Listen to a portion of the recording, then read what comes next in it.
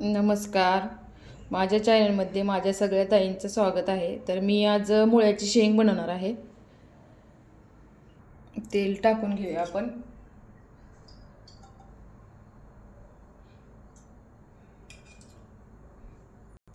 तेल गरम झाले की जिरे मोहरी टाकून घेऊ. जिरे मोहरी चांगली मस्त अशी तडतडली की लसूण टाकून घ्यायचं आहे. जिरे मोहरी छान असे तडतडली तर लसूण टाकून घ्यायचं आहे.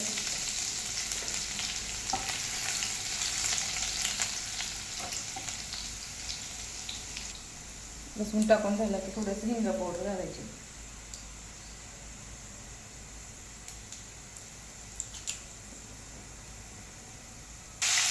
टोमॅटो टाकून झाला की थोडंसं लाल मिरची पावडर,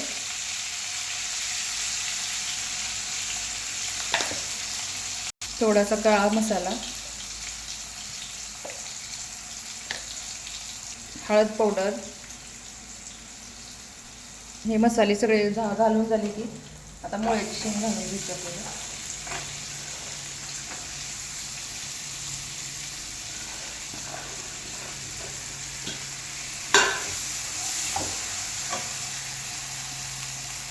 छान अशी परतून घ्यायची आहे.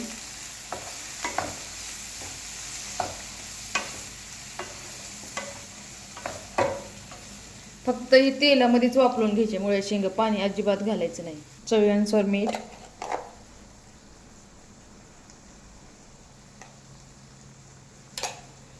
अशी मस्त अशी तेलावर वापरून घेतली की मग थोड्या वेळाने जरासं शेंगाचा कूट घालून घ्यायचा. हे बघा 2 मिनटं मी चांगली वापरून घेतलेली आहे मुळ्याची शेंग. आपल्याला आता शेंगदाण्याचा कूट घालायचा आहे.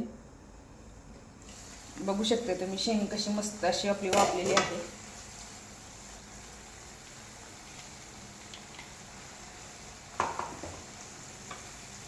शेंगाचा कूट घातला की अशी परतून घ्यायची आणि थोड्या वेळ आपल्याला आणखी झाकण ठेवून वाफ काढून घ्यायची आहे.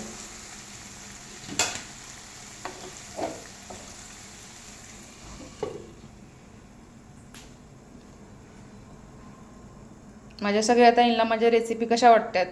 माझ्या रेसिपी आवडत असतील तर लाईक करा, शेअर करा, छान छान कमेंट करा आणि जे माझ्या चॅनलवर नवीन बघत असेल त्यांनी सबस्क्राईब पण करून घ्या.